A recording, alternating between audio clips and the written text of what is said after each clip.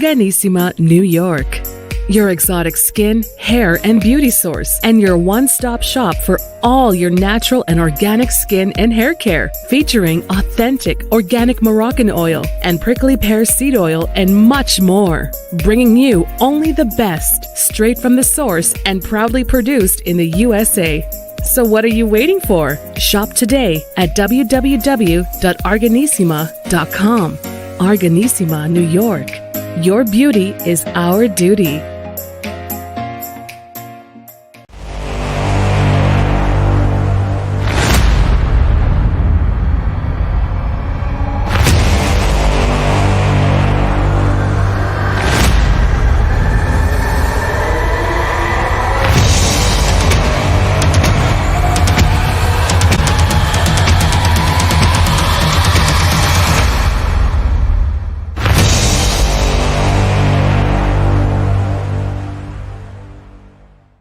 Folks, welcome back to the iHealth channel, the Fit in the Fab channel, iHealth Radio, with your host, Hurricane H. A very interesting topic today. And I'm laughing because, my guest is kind of threw us off, in his concept. And he's going to definitely take us on a ride that we probably are going to be like, what the hell? I mean, we've talked about a lot of topics in fitness. We've talked a lot of things in different wellness and even, different modalities of fitness, right? And I've never had someone on that actually dedicated a discussion to yoga. And we all hear yoga, and it's pretty common, and it's hot. We hear a lot hot yoga. You go to gym, you see that. Yoga dresses, whatever pants. I mean, it's pretty hot, in the fashion business, or at least the sports stuff. But what is yoga? And the concept of yoga, we all think it's that thing that helps us stretch, helps us get better, and just, do some these poses, whatever, child, bird pose, whatever, different things. And then you feel good about yourself. And so today I have with me someone who actually created a whole different concept about yoga. And he's got a whole different style about it. And it's going to be almost controversial to all the yogis out there. I think this is going to be a little bit of a challenge, to many. But I think what I love about the discussion that we're going to have today is that there are always different views, different perspectives, different angles. Not always what we know. There's always a new way. And just because we are used to something doesn't mean that's the only way that is out there, right? So with me, and without any further ado, that was a long intro. I have with me Yogi Aaron, all the way from Costa Rica. And he is literally a pioneer in his own world. I mean, he is a yogi, a master, I would call him. But he's got a different, non-conventional, I could say, or unorthodox approach. But I'll let him discuss that with us. So first things first, Yogi Aaron, welcome to the show. Thanks so much for that great intro. I really appreciate it. Listen, I mean, I had to think about how to present this one because it is a hot topic, and I actually yes. I've been in martial arts, and the topic of stretching is always part of the discussion. We do have a fitness, brand, the Fit in the Fab, and again, there's always some discussion about stretching before, after, and there's that.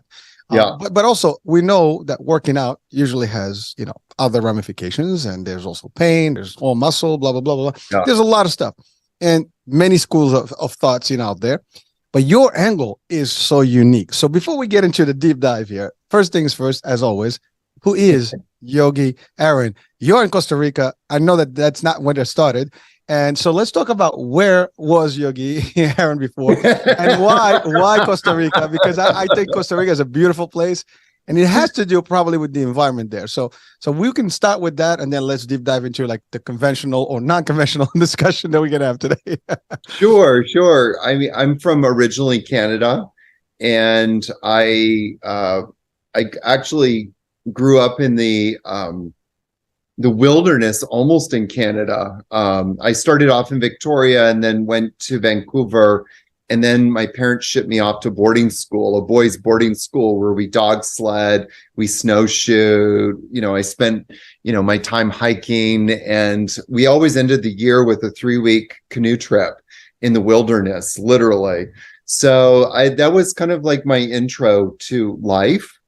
And it really, I think that kind of really hardened me in a very strong, made me a lot stronger and more inwardly resilient. So whenever I put my mind to something, Like it just, it just happens. And then to kind of like jump ahead, I moved to New York when I was around 28 years old. I lived there for 10 years and I started leading yoga retreats.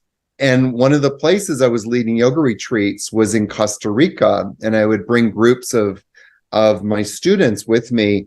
And as I was driving down the road to where I was holding the retreat, I came across this property. And it was literally a drive-by. Like I didn't even stop the car. I just drove by. But that split moment of like looking through the gates and seeing the property and the ocean, it was like a turquoise ocean through this tunnel of bougainvilleas. And I was like, that's my home. And that just started this whole like Costa Rican adventure. Well, first of all, you just described probably what anyone listening, watching right now, probably the dream, kind of place to live. I mean, Yes. all the picture is just, I can just imagine nice little house, the trees, and you have that blue turquoise, behind, oh man, that's like, it's like one of those, backdrops that you would put, but you have a real one.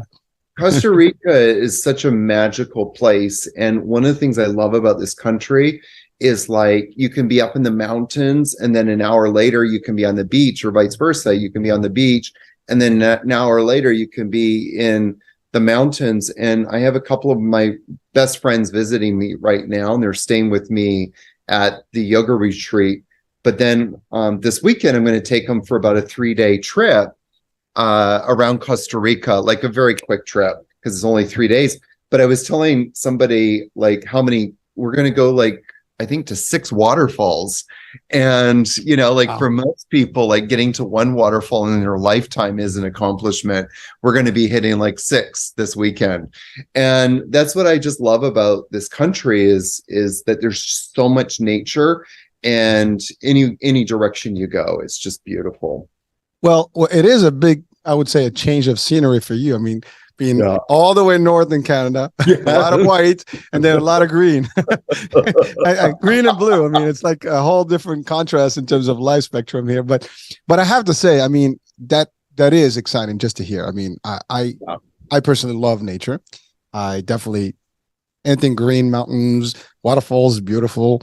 Yes. Definitely the beach. I just love water and sea. I mean, I mentioned I cruise a lot because I love the sea.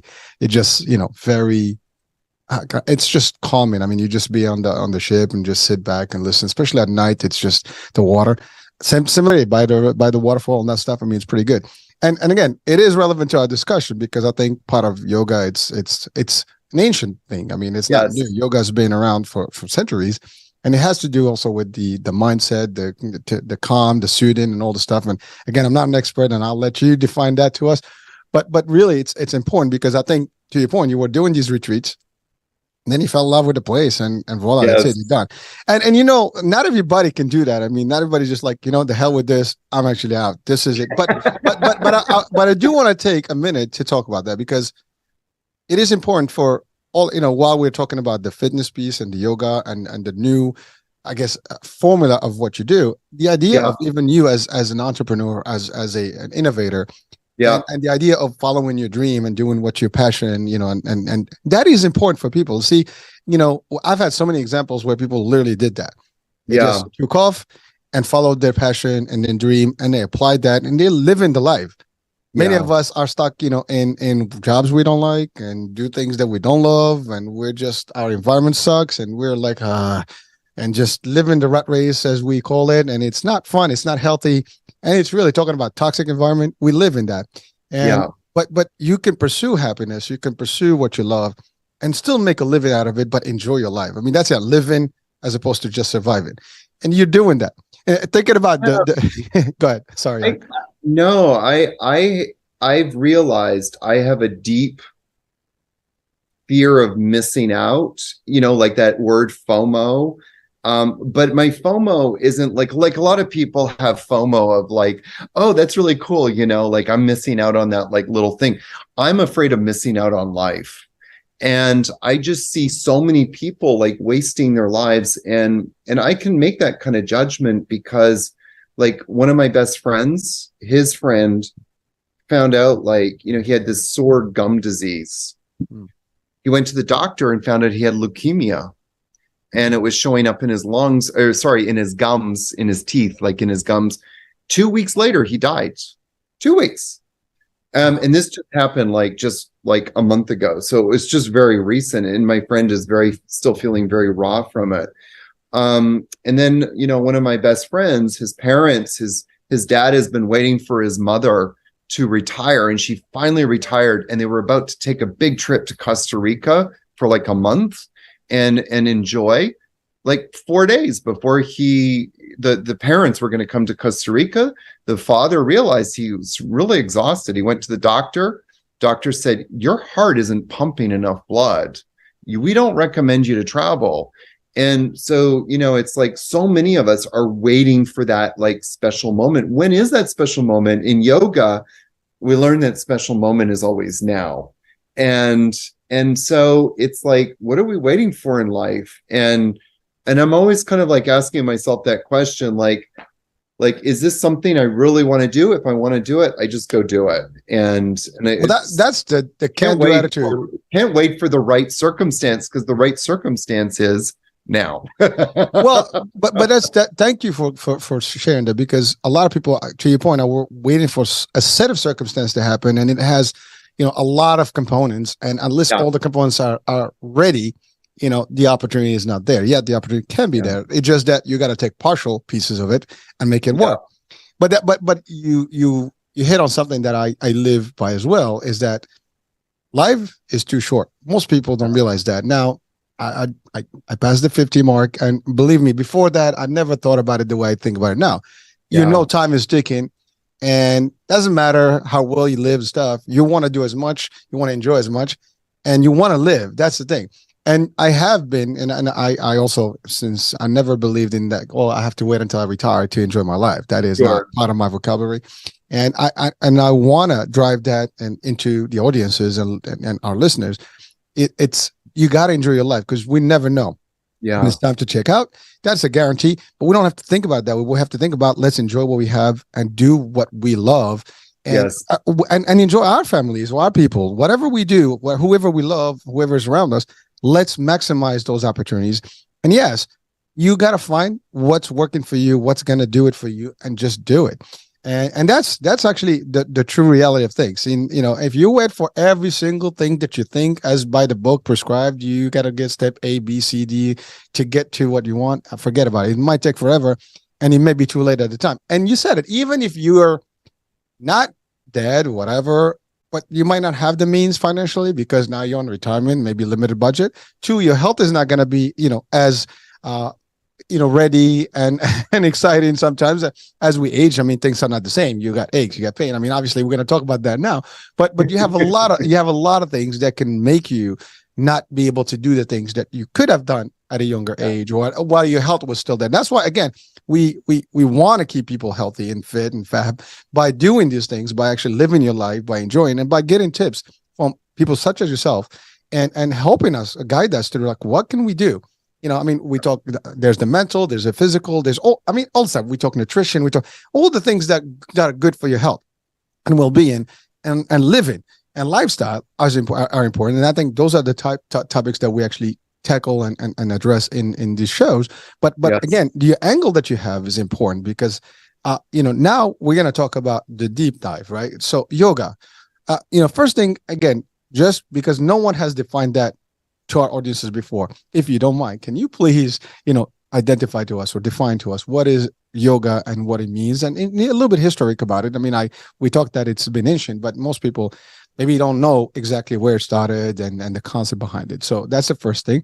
And then we're going to relate that to the pain. And I mentioned pain earlier because we ache, and when exercise, we ache. And I know that's a big discussion because you are the creator of the concept. What is it called? Let me see. AYAMA. Yeah, AYAMA. There you go. So applied yoga anatomy, muscle plus muscle activation. AYAMA. I love that. It's kind of ring to it. I don't know, but it sounds like mythical. All right. So let's talk about yoga. Definition of yoga, if there is one. Well, I mean, yoga means a few things. Like if we're just talking about the root word yoga, it means to unite, to yoke, to bring together. And for me, what the promise of yoga is right in the beginning of the Yoga Sutras, which is sort of like the Bible, if you will, of yoga. It's 196 very short statements, short aphorisms, which say, they're very short, concise statements that say a lot. But, we're just talking about, living our life purpose, really, at the end of the day. We're talking about embracing life. And yoga says two things. It says, one, within all of us, there's a purpose that is to be fulfilled. The ultimate purpose, goal of life is for us to know ourselves and to fulfill our dharma. And our dharma is our own individual life path. And so for every individual, it's very unique. And part of our job as humans is to find out, what that is, but then also fulfill life's purpose. And part of life's purpose is to know ourselves at every level and understand what life is really about. And so we all have that potential within us. And the second part of yoga is recognizing that for many of us, we're just really poor, idiots, fumbling around and making our lives more complicated than they really are. We're really good at creating suffering for ourselves. And so where does that suffering exist? That suffering exists in our mind. And so the second part of yoga is about we need to remove that layer of suffering. And once we do, then we're able to tap into our life purpose. And so that's really a big part of what my own mission statement is about, is to help people get pain-free. And also then so that they can go out and manifest really and live their life purpose. And I see what happens when we're able to experience yoga. So, one of the things I said that yoga does is it unites. It's to yoke, to bring together. Well, what are we bringing together? We're bringing our consciousness into this moment, because the power of what we can become starts with the present moment, starts with the now. So yoga is ultimately the practices of yoga is to get us into the now. Because when we're not in the now, obviously it's a little cliche to say this, but when we're not in the now, we're either, fantasizing about a future that hasn't come, or we're dwelling either on the pain of the past or the pleasures of the past. Either way, we're not focused, where we are here. Mm-hmm. For us to kind of tap into that source, we need to get into the present. Well, that's pretty good. That's pretty deep. That's very deep. But I love it, because to be honest with you, for the longest, I think, probably people watching and listening right now would agree. I mean, we know what yoga is in concept, but we know there is some spirituality to it. There is some lifestyle to it, but we're not really, understanding. I mean, the common folk may not know all the deep end of what it does and what it is. And it's rooted, to your point, there's more to it. And the idea that to connect, to be aware is a very vital element of our life, but we're not. You said it. We dwell on the past. We live in the past for the most part, oh my God, the life, blah, blah, blah. We dream of the future, but we miss the moment today. And tomorrow is never guaranteed. The past is gone. You can't do anything about it. Today, this moment is here. Let's make the best out of it. And so, again, these are not things, because, again, we hear yoga, we think you're going to a studio and you're doing stretches. I mean, really, that's kind of the first, probably if someone's watching, I think that's what I think. And again, that's just me being as maybe dumb about it, but really that's the perception, right? I go to the gym, I know they have yoga classes, I see them, they come with the mat, they do their stuff, they walk out. I mean, but you don't think, what is that, and how deep is that stuff, and the connection that has to do with their mind, their body, and like you mentioned, pain, and I think it came up a couple of times in the discussion here, and that's the other thing. There is that, and everything. Actually, I think the mind is a very strong piece of our life, and if we apply it correctly, everything else is better. But we don't do a good job with that to start. Then to your point, my teacher says that the mind is the warden of your prison or the key to your liberation. So what you just said was very profound. And I think you were kind of dancing around it a little bit, but I think we need to just really say it for what it is, as, you know, as leaders, as teachers, like, hey, dude, you are causing your own suffering. You don't have to suffer. You have created a prison within yourself, but you also have that power to set yourself free. Somebody got really angry with me the other day because I quoted scripture to them. They quoted scripture to me, so I quoted it right back to them. And I said, you know, one of the things about scripture says God helps those who helps themselves. And really what that scripture is saying, that we all have that potential within us to liberate ourselves. And somebody challenged that? Yeah, they got very angry with me because then they have to be accountable for themselves. But that's a whole other discussion. Well, people I have to say, Aaron, listen, I don't care what belief you have. It is a fact. You know, I think all the world religion has the concept of, yeah, we can ask God, we can pray, but you got to do it. You're on this earth. You've got to do the work. You got to do it. The action is yours. You have to take the steps. There's no such thing as nothing. Yeah, listen. May God send me some money. It ain't happening from the sky. You know, he will give you the guidance. He'll give you whatever you need, but you have to take the physical approach to it. There is a physical aspect to this life. You know, this is not, you know, the hereafter, right? Or whatever the realm, you know, that we might think about. But this is the reality of where we live in this life, this dimension does require work. You know, if you don't eat, you're gonna get sick. Rules. If you don't sleep, you're gonna get sick. If you put yourself in harm's way, you're gonna get hurt. So if you don't work, you're not gonna make money. You're not gonna be able to do things. So those are things. I mean, again, people are entitled to their opinion. You know, granted, people sometimes get sensitive around the topics of religion. That's why we stay away from it.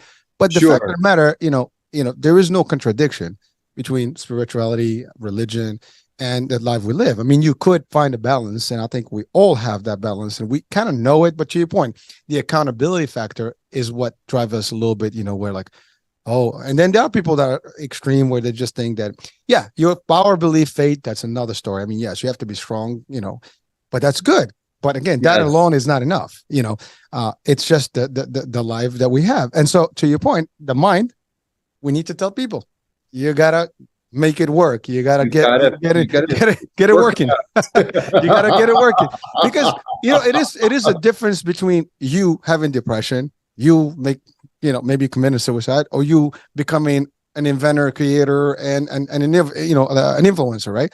It's just the way. I mean, it's the same thing, right? It's the same person. We can go one way or the other, depends on how we set ourselves, and the mind is powerful enough to do that. But so if we dumb ourselves down and, you know, we just like, you know, we talk negative, that self-talk and self-awareness is a negative spin, you're going to get drifted. If you have it in a positive way and you think positive, you're going to see it. Literally, that's going to manifest exactly what your thoughts are, going to manifest in reality. And you're going to find yourself surrounded with the environment. You're almost going to make the environment and create that environment that's going to keep you positive. On the flip side, if you're not tapping into that mind and get into it the wrong way, well, you know, the outcome is going to be bad. Then you're going to get into like this, what the hell's going on? My world sucks. Well, and you know, you can get, and that's the good news is there is no time frame to this. You can be today that way. You can change it overnight, you know, and it sounds crazy or cliche overnight, but you could literally, it's just a decision. Yes. Enough is enough. I want to have a better life. Tomorrow's a new day. You can walk out of a bad job. You can walk out of a bad relationship. You can find another new home. I mean, we have a nice globe. It's got a lot of, you know, places you can move to. You're not confined to borders even. I mean, there are countries where you'd be more than welcome, you know, there. And to live, look, I mean, you've made the leap from the north to the central, you know, continent piece. You know, it is not hard. You could do it. It sounds, some people's like, well, it's too hard. You know, you might be like, you know, loony because you're talking like, you know me. I don't know anyone, but I can tell you we can all do that. I've moved a few times from state to state, from continent to continent, for that matter, actually. So yes. I know what that looks like, and I would do it in a heartbeat. And to be honest with you, I'm thinking about something like that right now, you know, because peace of mind is what I want. Living the life is what I want. So I think we talked philosophically about the yoga piece of it. Now let's talk about the physical piece of it, the actual effect of yoga on the body. Now, again, everybody works hard, works out. There is damage that we do, there's muscle, there's all this stuff, tension, and that's always a problem. I think if you're working out, you always have some pain. And so traditionally, we were always conditioned, and I know this, from my own previous experience. You got to do some stretching before you work out. You got to do some stretching, after you work out. You got to do some stretching in general to keep good. You're tense, whatever. I know you have a whole different approach to that, and you actually almost anti-stretching. Well, my book is called Stop Stretching. All right, good. So I mean, I try to be as nice as I can be, for our audiences. But the fact is, I mean, listen, this is the part of what we do is you want to bring the reality to things. And yes, I mean, listen, it's your angle, but it's working. And by the way, it's not the only angle. If people have the choice, you got 10,000 options of fitness. Pick whatever works for you. But at the end of the day, you at least you owe it to yourself to listen and learn. When we learn different options, we can pick and take whatever is going to be good for us. It's like a buffet of information. Take whatever you want, and that's okay. Make it, tweak it, make it you or your own. That's the good news. Now again, stretching, like I said, is an important piece. But you are almost like on the extreme side of where everybody sits on yoga. Side. I'm telling you, stretching is going to hurt you. Well, so let's talk about it. So why is stretching not recommended by you? And unlike everybody else that's in the industry, yoga or otherwise, they always focus on stretching. You got to get your tendons, nice and loose. Your muscles got to be good. Hot yoga is hot these days, right? You want to get into. Actually, I love steam rooms myself. I don't do stretching, but I just go there just to relax my muscles. I mean, I go to the gym. I go like 10 minutes, 15 before, and then I'm out. I'm already like good, so there's no damage, whatever. And then I finish. I go again another 20, 30 minutes. Then I get a nice shower. I'm good. But that's just a formula. But I don't do. Sometimes I do some stretching there. Now, but I would love to learn about what that does for us. Good or bad. And so that this is where AYAMA is going to come and play. So I got into yoga when I was about 18, and I very quickly started hurting myself. And so the solution when I started hurting myself was I would go to yoga teachers or gym, whatever, and they would say, you need to stretch more. And they would use words like you need to open your back, or you need to open your hamstrings, or you need to open your hips. And so I did. And I, every time I would, and I continued to hurt myself. And it took me 25 years to realize that the hurting was actually coming from the stretching. And because every time I would hurt myself, I would start to rest, and then I would start to stretch more, and then I would hurt myself. And it was very cyclomatic. And I mean, I dealt with like really bad crippling pain in different areas, where I was dealing with some structural issues. I started like studying muscle activation technique, which is a type of diagnostic tool taught by Greg Broskopf. It's based out of Denver, Colorado. Mm-hmm. And it's a very hands-on kind of approach. And I went through the training, and let me back up. I forgot one important piece of the story. Sorry. I ended up in a doctor's office, an orthopedic surgeon who wanted to do a spinal fusion on my lower back. And at that moment, I realized like what I was doing must be not correct. And I had to start seeking another solution because I was in pain and I was doing more yoga to get out of pain, but the pain was actually getting worse, and to the point where I was being told I might need a spinal fusion. So that led me into muscle activation technique, and I started studying it. And one of the things I realized really quickly was that in order for us to have a stronger body, we need a muscular system that's working. And more to the point, we need a strong neuromuscular system. So the neuromuscular system, what I'm talking about, is that communication between the brain and the muscles. That's really important. And so, like if you, for example, you are walking and you drop your keys, you've got to bend over and pick them up. Well, if all the muscles that are responsible for shortening are not shortening properly, then other muscles in the back start taking over. And that's why a lot of people, like, they hurt their backs when they bend over and pick up something stupid like a set of keys, or they sneeze and they hurt their back. You hear people that sneeze. Well, why is that? Because the neuromuscular system is not working. Their brain is not communicating with the muscles correctly. A lot of people are strong, but they're losing that strength because the brain isn't communicating, or more specifically, the central nervous system isn't communicating properly with the muscles. There's not this feedback loop. And that feedback loop has become disrupted. It has become deteriorated over time due to stress, trauma, and overuse. And so stretching is a kind of a stress. Let's use the hamstrings, for example. So the hamstrings, you see someone with tight hamstrings, they start to force those hamstrings to lengthen. Well, the real question was never asked in the first place. Why is the hamstring tight? So the body tightens up as a protective mechanism. The brain senses instability, and it tells the body to tighten up. It says tighten up. It's like an amber alert in the body. Tighten up, tighten up, tighten up. When you step on ice for the first time in winter, you don't really expect it, but you kind of slip a little bit. What does your body do? It tightens up. And so it's a protective mechanism. The hamstrings are tightening up because the body, or the brain more specifically, senses instability and there's muscular weakness. And so it can't communicate with those muscles to tell them to contract. So it tells whatever muscles it can to contract, in this case, the hamstring. So if we're going to stretch, one of the things that people have to understand is it's a violation of your body's own protective mechanism. That's the first point. The second point is that one of the things, and you being in the fitness world, you can appreciate this. All of us know, muscles need to shorten in order to work properly. And so that's number one. So if we're forcing muscles to lengthen, we're actually going against a muscle's natural function, which is to shorten. So that's point one. Point two is why is the muscle not able to lengthen on its own? Well, every muscle has a reciprocal action. So with the hamstrings, the opposite muscle is the quads. The quads are not shortening properly, and the hamstrings are tightening as a result.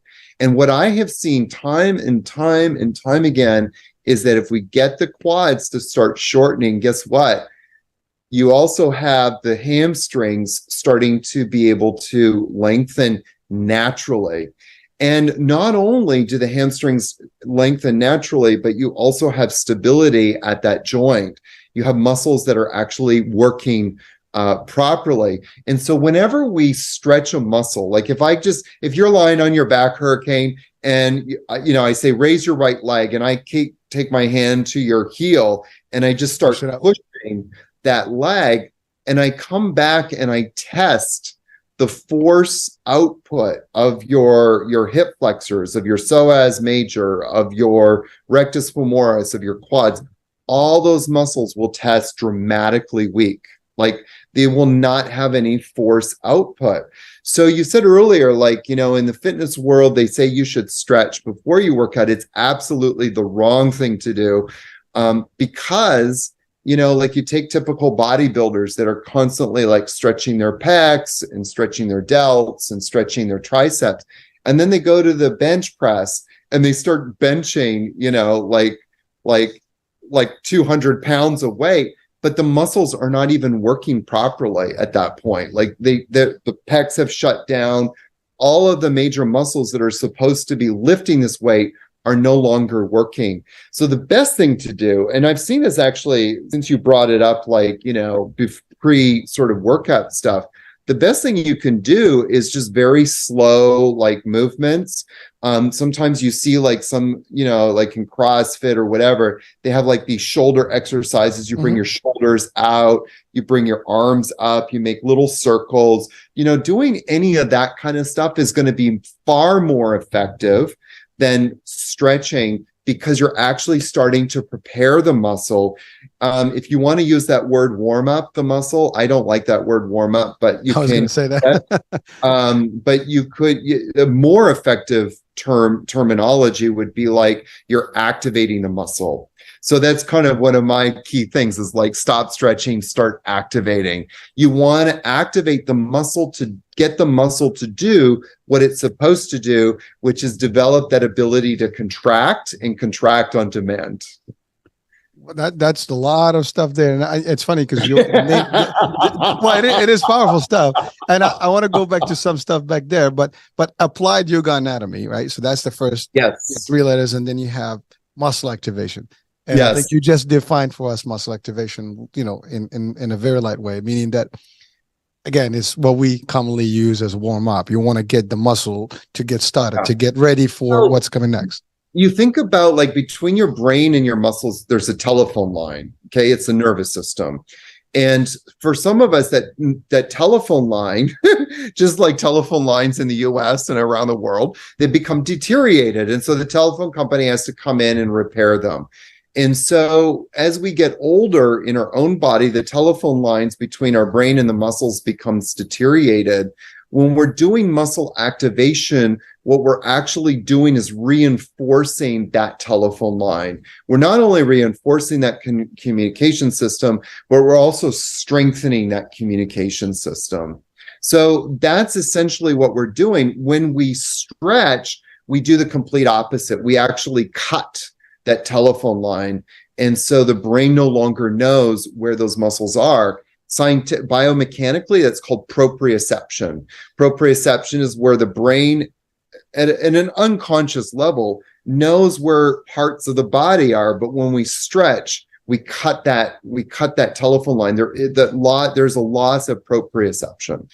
It's funny. I'm listening to you, and something came out to my mind. Like when we work out, and I like in martial arts, for example, I could literally just right now drop and do a nice little full stretch, right? Because I'm not thinking about it. But if I start thinking about it and do it slowly, it's not going to go anywhere. I'm going to be like jammed. And it's almost like creating that same thought in my mind, like, because I'm already tensing up, because I'm, anticipating it's happening. But if not, it's going to move. But then I wanted to just go back to your start, like the beginnings, when you actually had those pains. Someone that's young today and at the gym and pumping and getting all excited, they might say like, well, I'm good. I don't feel anything, right? Well, I'm getting the pain, which is, I can endure that. I can get it. Yeah. You were young, you were doing yoga, and that's the other thing. You started in yoga, but you didn't feel it was that. But someone could have said, well, it's not the stretching, it's something else. How did you really, kind of clear that to those people? Because it was not anything else. It was that stretching that you were doing, because obviously now you're defining it, so we understand a little bit more about the dynamics between the connection and all the stuff. But at the time you didn't have that. So how did you get into like discovering this really illogical concept that everybody's using? And the next one, go ahead, Aaron. No. But I was just going to say that there's kind of two people that played a big role in that. So it wasn't just like this light bulb. There was a few light bulb moments, but one of my the people that works on me is kind of like a physical therapist / chiropractor / everything else, but he had muscle activation technique and he used that as modality. And the light bulb moment was when he was working on me and he got my hip flexors strong, and he did a very passive stretch on me, which then he went back and tested the hip flexors and they tested weak. And I was like, oh my God, it happens that easily. Like, you barely stretched me, and yet all my hip flexors got weak like that. And it's when you feel that weakness go away, it's like, I love doing that test on people, because when they feel their muscles strong, and in literally Hurricane, in literally a second, I can turn off a muscle in somebody. And when you experience that, it's like, I'm never going to stretch again, because you realize like how crazy it is to do it. I mean, sure, if you want to stretch, great, but you're going to be weaker. And there's a lot of like scientific studies that are starting to come out. It is worthwhile mentioning something, because you mentioned this a couple of times, like there's this kind of like thing out there, like you should stretch to prevent injuries. You know, there are no scientific studies to prove that stretching prevents injuries. There's absolutely none. What there are, though, is two things. One, there's either studies saying that stretching does nothing, or two, that stretching actually debilitates muscle function. And this is some of the studies that are starting to come out. They're testing athletes who stretch, and sort of the number of minutes that they lose muscle function somewhere ranges, depending on the study, ranges between 30 minutes to 90 minutes.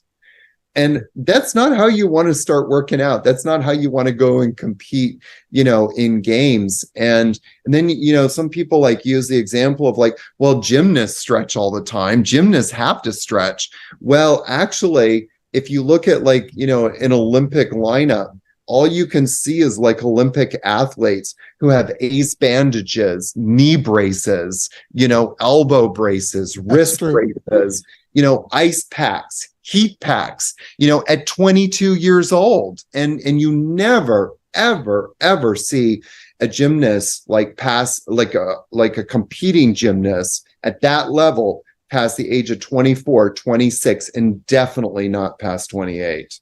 Because their body is just broken at that point from all of that like overstretching, and then the force demand that is placed upon their muscles. And so when I really got into yoga, like that's what happened to me as I was stretching, but also putting all of this force demand on my body. Well, thank you. So that leads me to one differentiator. So stretching is the term we used. What about flexibility? I mean, some people, it's almost synonymous to me. I mean, you stretch to get flexible, and we hear that all the time. Sure. I mean, you talked about gymnasts, and they basically are very flexible in a way. Sure. But to your point, we do actually, you're right on the money there, because I mean, yeah, you cannot. You almost can see that everywhere. There's always an injury, and you got ballerinas. Ballerinas yep. By the age of 24. 25, I mean, they just don't survive, and most of them have to. If they do, they need shoulder surgery, knee surgery, surgery. Well, it's amazing that you said that, because that actually brought me back to a show that I had about a year ago with Dr. Yas. He's from Florida, and he was really adamant about his method, which only reinforced that all the pain we have is because our muscles are not strong. And then I've had other shows where we talked about the strength training and building the muscle, which is what helps, literally everything else, the pain, everything goes. So this is really in line with that philosophy. And, and frankly, the more I'm hearing it, the more it makes sense, because when you actually work out and you pump and everything, your muscles, to your point, they get they tighter, but because they're building, it's a whole different approach. You don't get that. But muscles should never get tight. Okay. Muscles should always have an ability to contract and contract on demand.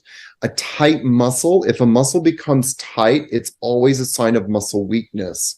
Remember, like the hamstrings get tight because the quads are not contracting properly.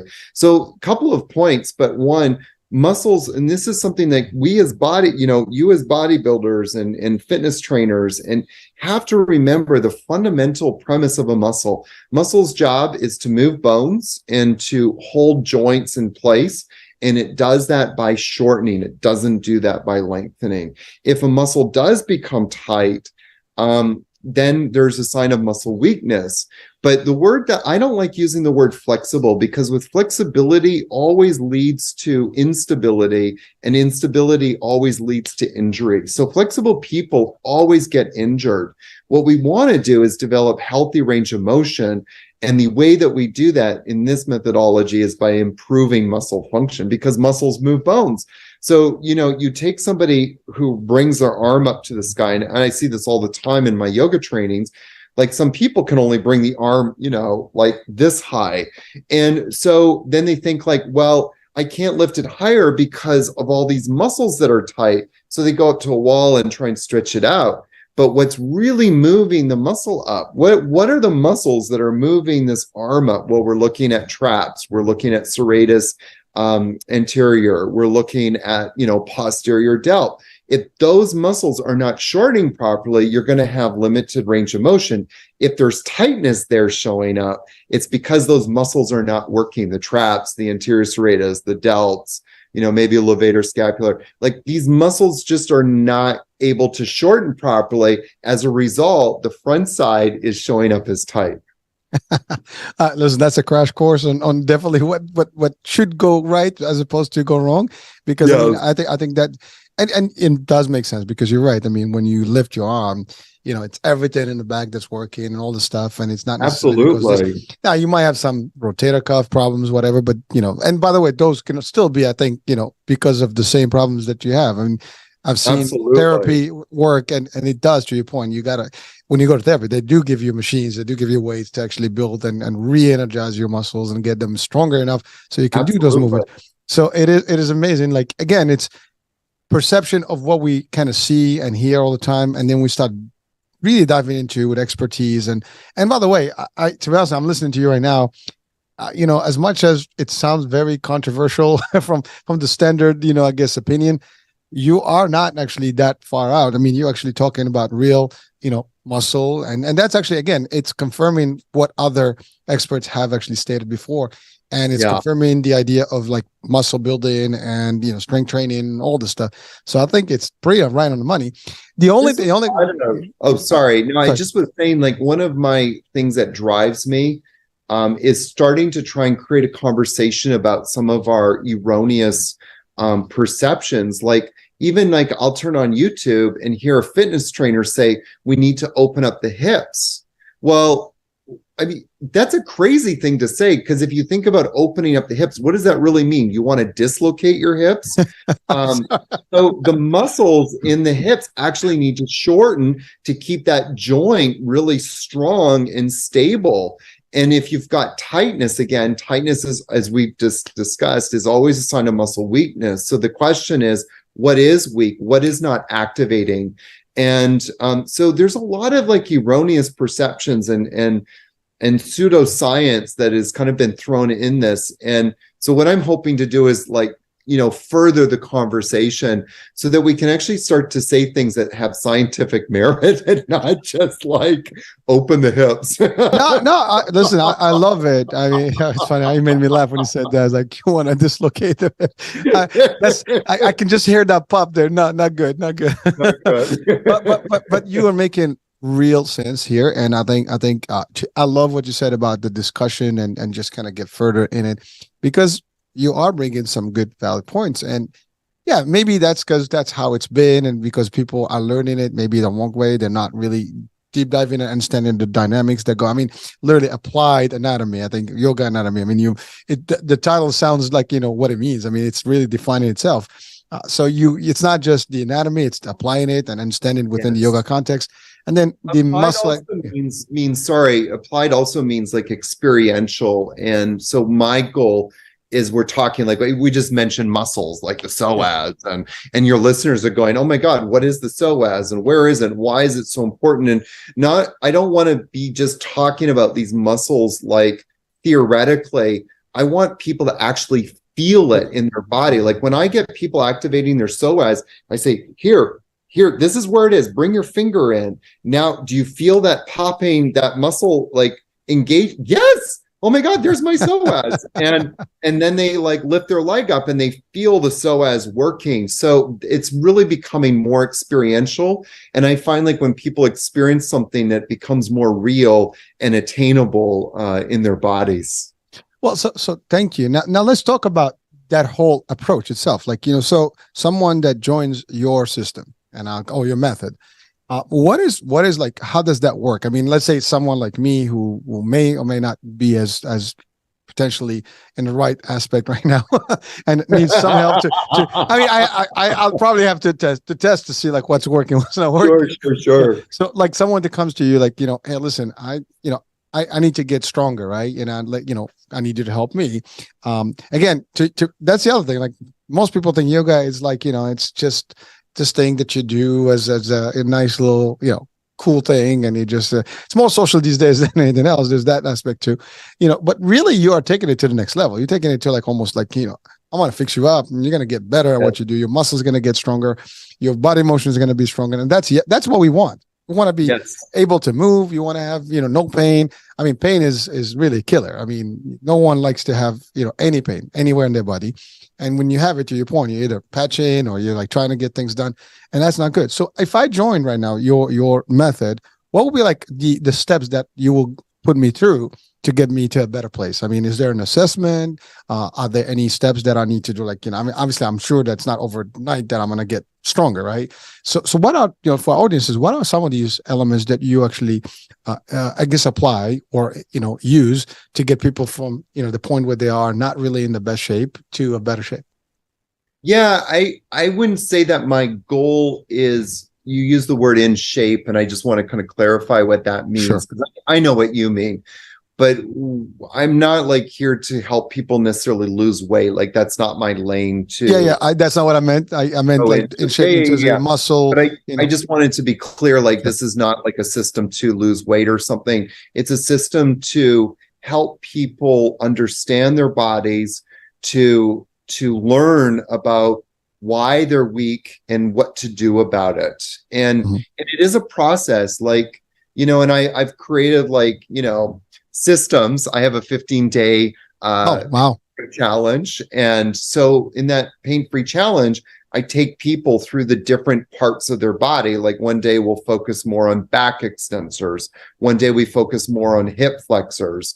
One day we focus on relaxation. Like you were saying, like you don't typically stretch after a workout, but you do go into the steam room and rest and relax. That is so important. Like people always ask me, like, what do you recommend after a workout? One, don't stretch because you're already activated, hopefully. Number two, relax and take that time in the steam room and take that time to relax and restore. The body, has an incredible capacity to restore itself, if we give it the chance.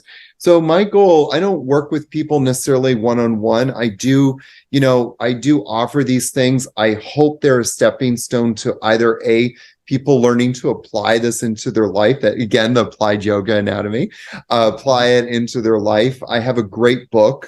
I've got like a bunch of videos as resource materials.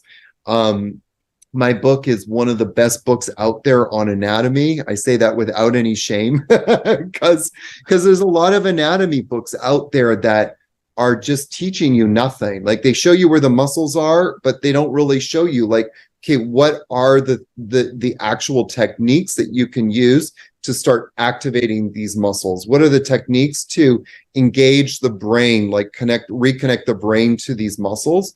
And then people do these things and then they go, oh yeah, that's where my psoas is. That's where my rectus femoris is. Oh, that's where my longissimus is. And then they start to know more anatomy than their fitness trainer. Yeah, that must suck, though. At least for the trainer, I guess. And then the ultimate hope is that people will start coming do trainings with me. And in the trainings, they can start to like learn more about their bodies and take it to a different level. So that's kind of like what I'm offering at this moment, because I'm in Costa Rica, so people can't really come down and do an assessment with me. But I do one-on-ones if they want to. So if you're in Costa Rica, check them out. Well, but that's important, right? Right. So yeah, I mean, again, I think with technology today, it is possible to do this, and I think you can help people around the world. And so that was going to be a question, and we're in it right now. So fact is that you have the book, you have the guides, you have the actual system where you go through this process with people, so you can actually guide someone. They will, and so if they go to your site, they'll be able to actually register, I guess, for this program, and you'll get them through it, and they'll see some tremendous result in. You're talking about 2 weeks challenge, right? 15 days. Yeah, I have a couple of different offerings. One, but they can access it all on my website, Okay. yogiaaron.com. And they can find out. I have a ton of resource material on my website. So well, you mentioned the book. So what's the name of the book? Stop Stretching. Oh, that's right. You did mention that earlier. It's called Stop Stretching. It's available on Amazon. We just hit 75 like 5-star reviews today. So Nice. 77, sorry. So I'm very, very, very excited about that. Listen, and we will share that with the audiences because I think it's important to have access to information. Again, I always say this, and I'm going to preface this one more time. Folks, whatever you're listening, the opinion that we have is, again, it's an opinion. It is these different methods out there. You can pick all you want. Everybody has the right to pick what they want. But the idea is that at least you have access to different information sets. And then it's up to you to make, that nice, I guess, informed decision of whatever program you want to be in. But at least you have the access to those resources. I think that's the important part about what we do here. I think that's what Aaron is doing. He has a method, and you know what? It may be for you, may not be for you. But the only way to find out is to actually, at least entertain it, see it, read about it, and get more. So that's one. Now I know from any exercise model or methodology or any type of things that we do for the body and mind, as we talked about both, nutrition, other things are important. So what is your take on those things? I mean, because there's whenever you think about fitness, wellness, and this, you think about nutrition, detoxification, sleep, all the other stuff. So how do you connect all those things in terms of your program and your approach? Oh my God. I grew up in a healthy, quote unquote, life household. That's good. My mother was always cramming vitamins down our throats, even when we were like 9, 10 years old. What was that? A cough? Here, take tons of vitamin C. That's my woman. I'm a huge, we could have that's like, a 4 or 5 hour conversation, so I do think, what I really try to teach people and what I endeavor to bestow, I guess, upon people when they come to Blue Osa, my yoga retreat, is really what I believe, and that's trying to live a clean lifestyle as possible. And that's kind of a loaded word. Like, what does clean really mean? Mm-hmm. But from my definition, drink lots of water, give yourself an internal shower 8 times a day. Always. Eat as fresh food as possible. Part of the sister science to yoga is Ayurveda. And so Ayurveda really is they're saying a few things, but one of the things at the end of the day is eat foods that are alive as possible, eat foods that are fresh. I think some people always have this kind of joke, like if you go into a grocery store, go around the circle of it. Don't go in the middle, I've heard that before. That's where they give the produce and legumes and all the vegetables, eh? Yeah, and just trying to live the cleanest lifestyle in body, whatever floats your boat. And as I get older, I like you, just reached 51. Hey, well, my club. I love it. It's all good, baby. So I'm always kind of asking myself, these days, my joints are not what they used to be, partly because of stretching. And but I love hiking. I still hike in the mountains. And this weekend when I take my friends, we're waterfall chasing. We're going to be doing a ton of hiking. And so I'm always asking myself, what are things that are making me stronger? And what is going to help me stay stronger? And so that's always part of my process. One of my favorite commentators, I won't mention him just in case I might offend somebody, but one of my favorite commentators always says, he doesn't drink, he only has 2 cocktails a week. He's maybe 3. He just can't do it anymore. And so, I think we have to just listen to our bodies as well and tune into what is really going to support us, because at the end of the day, we're here to fulfill our purpose, and we can't fulfill our purpose if we're disabled on the couch because our knees are inflamed or we're suffering from some sort of hip problem or lower back problem. We want to like do things that are intelligent, that are going to actually make us stronger, not weaker in life. Listen, we're not even gonna. To your point, hey, by the way, you're welcome to come back and we can have a whole discussion about nutrition and get that. So hey, this is your platform now. We can do that. But no, I appreciate the answer about that, and I think and again, it's very clear. Nutrition is part of what we do, and to your point, hydrating is a key element. So I mean, water is liquid of life, right? We need it, and understanding your body, understanding where you are. To your point, yeah, I mean, we've had many shows. Also, we talked about even like when we're young, we party, alcohol, the whole nine. All that stuff is maybe good for a period, but it damages your lifestyle and I mean your inner body and stuff. Now you can get out of it, weed it out of it, but it's got to take some conscious decision making, and sometimes we're not ready yet. We still live that, but then the question is, how do you want to live the rest of your life? And I think that's a question that we have to ask at any given moment. We need to ask that question: what happens if my body is not doing? Your mind's going to be still doing what it needs to do, like it's going to be dreaming. Yeah. But the body is that this is the avatar. so you want to make sure the avatar is functional so you can do all those movements that you want, those activities. And if you're not doing it right, then that's a problem. So to your point, I think the concept of understanding dynamics of the body. I love the idea of muscle activation. We refer to it as warm-up, but I like that better now. So I'm going to use them.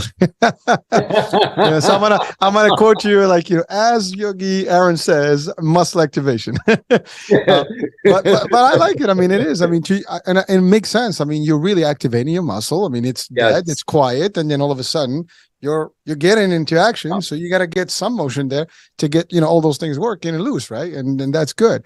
And then but to your point, it's not really stretching. It's really just getting those elements. And by the way, those movements that you did, those are like some of the basic elements in martial arts.